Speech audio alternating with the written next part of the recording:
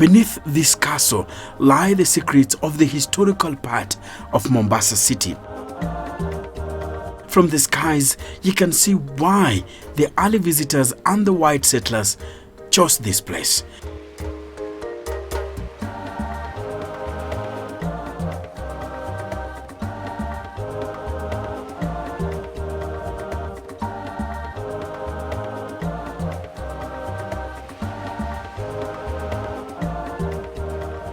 Our cameras have been roaming through Mombasa's old town, looking for artifacts that tell the story of how Kenya's second largest city began.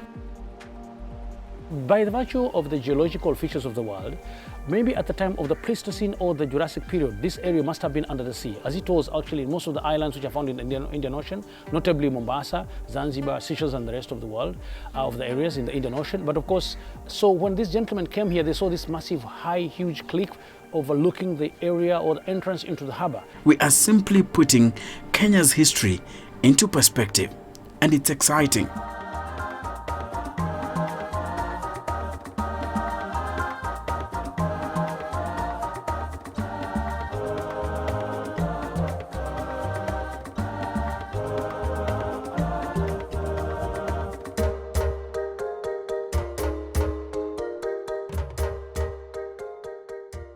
Fort Jesus. 428 years ago, the Portuguese sailors constructed this military castle on a coralline island in a bay of the Indian Ocean. It was a place for the troops' captain,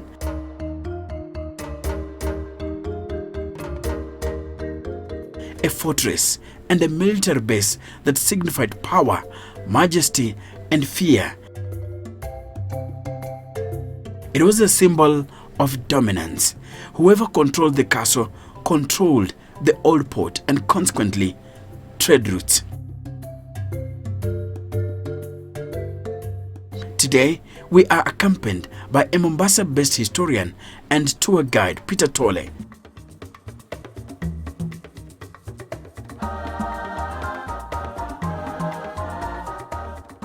It's the first time I am visiting this historical place. My name is Peter Tole. Welcome into Mombasa's Old Town.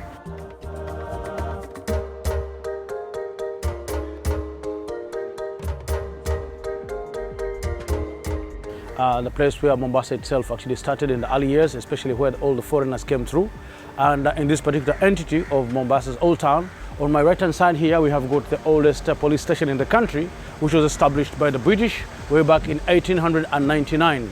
The main concept of establishing this as a prison, as a police station rather, was because at one time the building which is right extreme on behind me, which is called Fort Jesus, had been used by the British for close to 60 years as the prison of the days at the time between 1895 to 1958. And for this particular place here, the building, as you can see behind me, however, it changed turn and it's no longer a police station anymore. Later on, when it was closed down, the Fort Jesus was called as prison in 1958. They decided now to revert this particular police station now to the town center, which is currently known as the Central Police Station.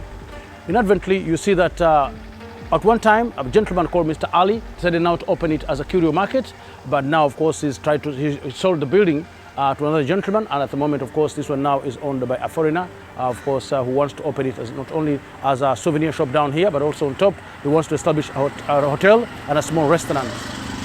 By the time Kenya was being placed under the British Protectorate and Mombasa as its headquarters in 1895, the white settlers had begun to build key infrastructure. On the corner here, we have also got this Ndiaku. Ndiaku was established as the second oldest road in the country way back in 1902 by the British, declared so. And on this other corner here, there is something quite more interesting about the building, which had been established as a police station.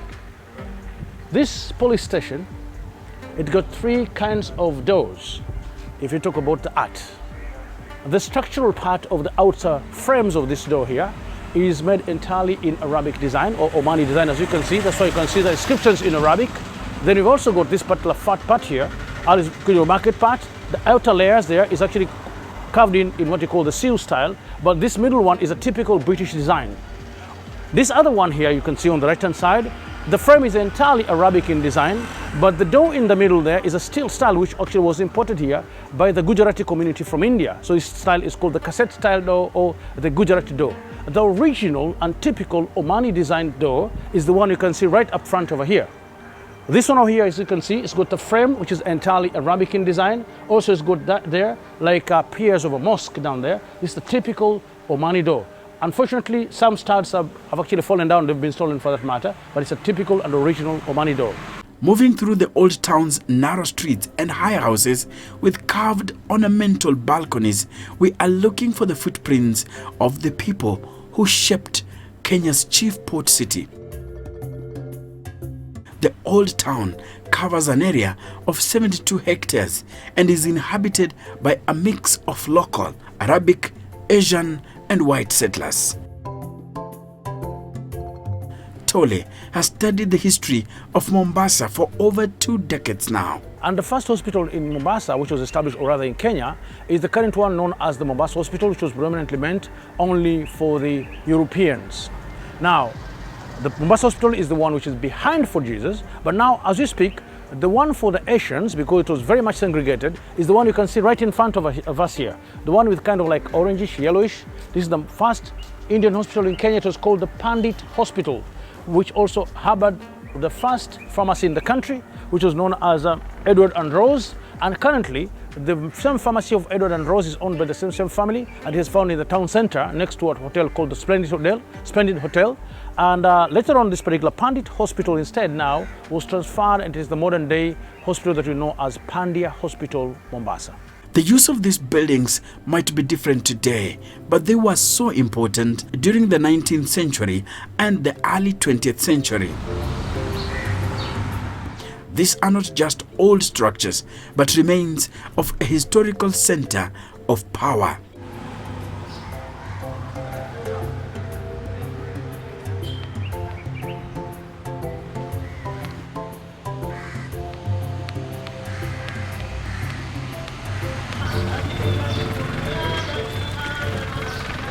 The text engraved on these walls reveal clues about the early colonial days and the transformation that followed.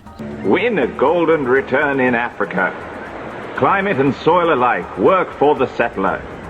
Crops of all sorts flourish prolifically. Labor is cheap. The life is healthy and free from home conventions and restrictions. It is the ideal life for the energetic and enterprising.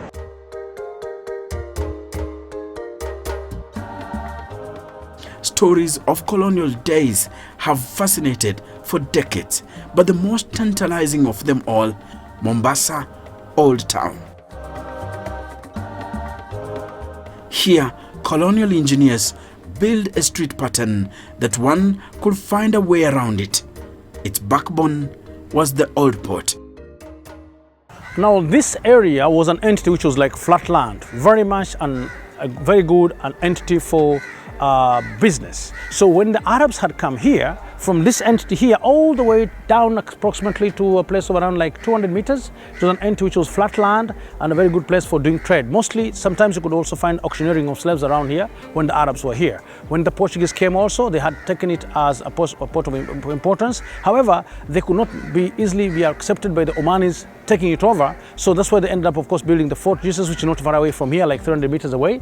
But the British, when they came now, and having found the problems of enslavement, that's why they decided now to officially set their base not far away from here, like 200 meters away, a place called the Levin House. Then later on decided now to make a decree, late 1895, and through an acceptance by the Sultan of Zanzibar, ended up, of course, building this particular building here by use of the Indian workers, and this now became a place of center of administration. So we can say the British, in fact, ended up setting this place here as a place of importance, not only geopolitically, but also on the concept of commerce.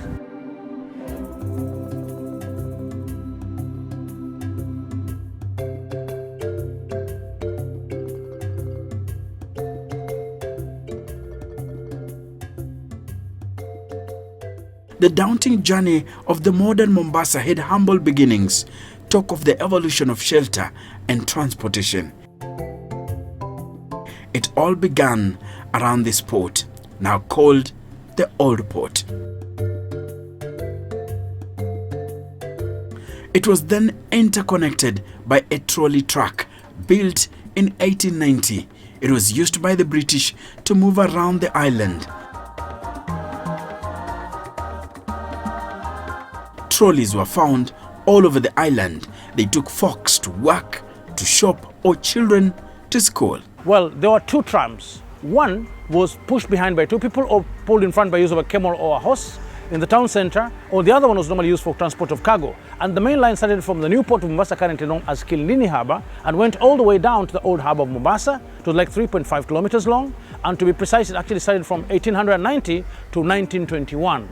We had a donkey cart, but we couldn't use the donkey because he wouldn't go, so we went in the donkey cart, Mother and I, with two boys in the shafts and two boys pushing behind. That's how we used to go to Nairobi and go to the races.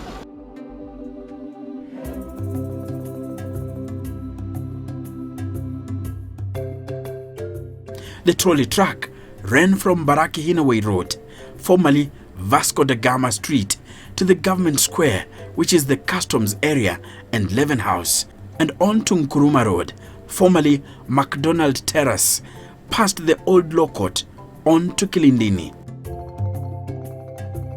It also provided access to this place, Jubilee Hall,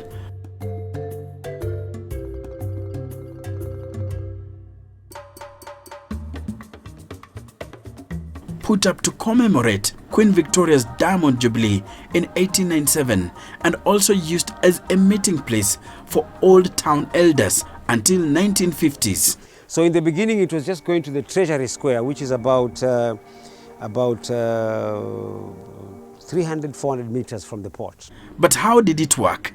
They had wheels like trains that fitted into the rails.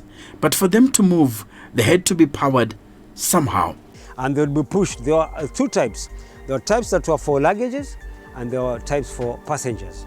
So passengers would sit, and of course they would pay for that particular service to be pushed to wherever they were going. Yeah. So that was a mode of transport during that time. Until 1923, this track was mainly used by government officials, the more senior of whom had their own trolleys and received monthly allowances to pay the Africans employed to push them. Trolley tickets were purchased from this building. It was then the post office and also one of the trolley termini. The building was opened in 1899. It was used by Indians building the East Africa Railway line to send messages and money to their families back in India.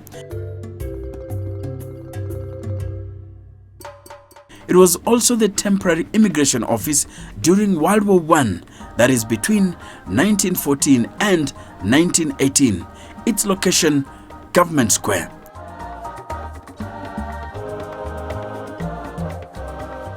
This here is the Government Square, an entity whereby, since the early years, had been positioned in a place which is quite very much important strategically, juxtaposed to the old port of Mombasa on my right-hand side.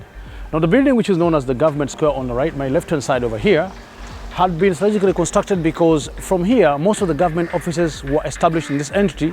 Like, as you can look also behind me here, I've got the post office, which was established way back in 1899. And this Government Square here had been operating until the time when the British were here. In fact, when the British were here, were the ones who made it of prominence, in the sense that the captain the gentleman who became the first commissioner, Mr. Hadij, operated his activities controlling the country Kenya from this particular entity. Hadij is the man who's commonly known in Nairobi as Mr. Hadi, or when you leave Nairobi, Dagoretti Corner, you go to Lenana, you go to Karen Hadi. That was the gentleman who actually became actually administrative man, who at the end of the day also ended up making a treaty with Lebanon, Lenana, and Nairobi now was made a collection center for railway materials for building between Mombasa and Uganda. So we can say also later on, a gentleman in around 1890s, a gentleman known as Mr. Aldin of Isram, came down here, having come all the way from Bagamoyo and imported so many clerks and merchandise, masons and artisans who were endowed with different talents to come and carve out the woods and in different shapes and sizes, so that at least they could be used in beautification of the buildings around the area. That's why you can see like a balcony like this is very well beautifully carved in, and mostly they prefer to use teak wood, which was entirely imported from India. At the same time also, this place, which was also known as Sana Gallery, inside when the Bagamoyo man, Mr. Aldina Visram, was here, later on his son, from the proceeds that he accrued, Abdul Rasul, decided now to build, in memory of his dad, a school which is not far away from here, known as Aldina Visram High School, which is around the area of the modern day Coast General Hospital. So this entity was important because of the fact that all the cargo that had been brought from the new port of Mombasa, old port of Mombasa rather than behind me here, were handed over through Mikokoteni, what you call the handcarts, then distributed to different areas within the towns and environs. The British set up most of their government buildings here because of its proximity to a flourishing port. As the name suggests, everything governmental revolved around here. The workers who were building the railway line, they happened of course to do a very important job of the fact that once they wanted to communicate with their families back home, their mails were inscribed, then they were sorted out in the port here before they could be shipped here, either to destinations back in Europe or rather sometimes all the way up to India. Throughout the early colonial period, this square flourished. It was used by the British government as a launching pad as it sought to open up to the interior of the East Africa region. But as business flourished, the need for a second port arose. Ships coming into Mombasa were becoming bigger than the old port could handle. To address the need, a deeper Kilindini port was constructed. The emergence of this port meant that the government square lost its importance.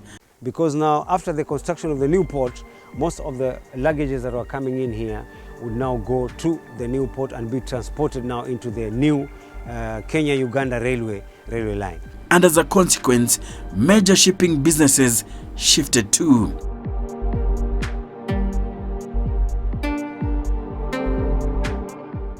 Indeed, this place has buildings of historical and architectural value. Tole tells me they once belonged to some of the most influential merchants of the old town. In the 19th century, business was booming here, and as time went on, new trends set in. Wood carvings emerged as a symbol of Swahili art in decoration of doors and other items. Every elegant building was fit with a carved door.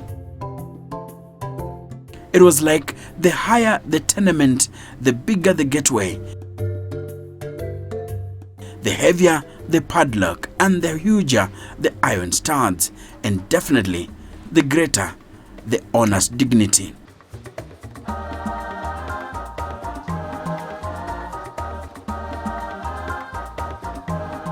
Now, in front of us, we got a building which is white here, known famously as the White House of Mombasa. The White House was built towards the end of the 18th century by Ismailij Jivanji, a Bohra Indian. It was rented to the church missionary as a ladies' house for nuns from 1893 to 1904. By 1909, the building housed an American firm known as Arnold Cheney, dealing in ivory. Why was it called the White House? Principally, it was called the White House and painted still the color white because at the time of the First World War, 1914-1918, the Germans, when the First World War began, and the Germans were based in Tanganyika, modern-day Tanzania. They had come to take the commercial city of Mombasa from the British. They came as close as Diani to come and take the commercial city of Mombasa, such that the British now were so much actually frightened to a point that they had asked assistance from outside parties. So they happened to ask assistance from the Americans. And in this particular case, the Americans now ended up, of course, opening an entity here by hiring a building in town of Mombasa, which was owned by Mr. Jivanji, and who was an Indian actually merchant, and this became the first American embassy or consulate rather in Mombasa, or rather in Kenya, in the year between 1914 up to 1918. And to be precise, this was also the first house also to be wired using electricity by using generator in the whole of Kenya in the time of 1914 and 1918. So the first door here, the bigger one, was the main consulate, The other part there in the middle used to be the main residence of the consulate and also his dining room. This building is an example of the Mombasa architecture with covered balconies on the front and backside supported by wooden brackets. The elevation is also adorned with arched doors and windows surrounded by a rich plaster work decoration. This door reveals Indian influence.